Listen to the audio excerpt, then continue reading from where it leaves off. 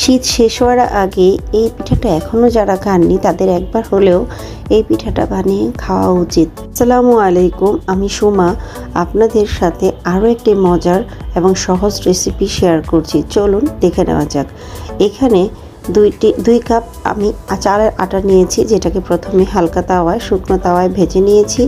তারপর এখানে ফুটন্ত 1.5 কাপের মতো রস দিয়ে দিয়েছি, সাথে সামান্য একটু লবণ দিয়ে এবার আলতো হাতে সুন্দর করে নেড়ে চেড়ে একটা নরম ডো তৈরি করে নেব। এ পর্যায়ে ভালো করে এভাবে মিশিয়ে সুন্দর করে আটা যেভাবে খামির করি সেভাবে আমরা ডো তৈরি করে নিয়েছি। এখন ভালো করে এটাকে মধ্যে হবে, বেশ কিছুক্ষণ মধ্যে হবে, খুব সুন্দর করে 5 মিনিট ধরে এটাকে ভালো করে আমি মধ্যে নিয়েছি। এবার রুটির পিঁড়িতে অথবা এরকম করে একটা পিঁড়ির উপরে রেখে সুন্দর করে লেচি কেটে নিচ্ছি। দেখুন কিভাবে আমি পিঠাটা বানাচ্ছি। ছোট্ট করে টুকরো নিয়ে তারপরে প্রথমে মাঝখানে সমান করে তারপরে 2 মাথাটা চিকন করে দিয়েছি। এভাবে আমি সবগুলো পিঠাকে বানিয়ে নিচ্ছি।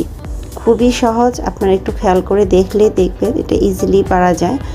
এই হচ্ছে দেখুন আমি বেশ কিছু বানিয়ে দেখিয়েছি। এ পর্যায়ে আমি একটা চুলার মধ্যে 2 থেকে 3 কেজি রস দিয়ে ফুটতে দিয়ে দিয়েছি, যা ভালো করে ঘন হওয়ার জন্য, ঘন হয়ে লাল লাল হওয়ার জন্য। আর এক পাশে আমি সুন্দর করে পিঠাগুলোকে বানিয়ে নিয়েছি। রুটির পিঁড়িতে যারা বানাবেন তারা এভাবে বানাতে পারেন। ছোট্ট একটা টুকরো নিয়ে আমি সেটাও দেখিয়ে দিচ্ছি। এভাবে এক সাইডে করে নিয়ে তারপরে আলতো করে মাঝখানে একটু দেবেন, তারপরে 2 পাশে হচ্ছে চিকন করে দিলেই হয়ে যাবে পিঠাগুলো।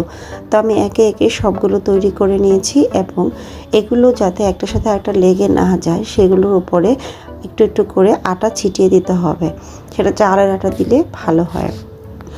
এই পর্যায়ে আমার সবগুলো পিঠা বানানো হয়ে গেছে। এখন আমি আটা ছিটিয়ে এটাকে একটা পাশে রেখে দিব।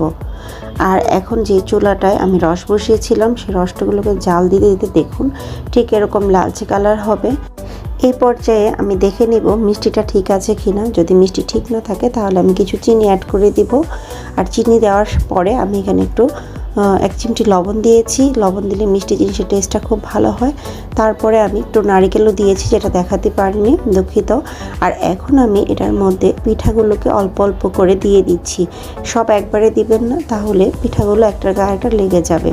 আমি পিঠাগুলোকে দিয়ে একটু বলক আনিয়ে তারপরে আলতো হাতে একটু নেড়ে চেড়ে দিয়েছি। এভাবে করে সবগুলো পিঠা আমি দিয়েছি। দেখুন, তো পিঠাগুলো দেওয়ার পরে 10 মিনিটের মতো হালকা আছে রান্না করব, একদম সিদ্ধ হয়ে যাওয়ার মতন।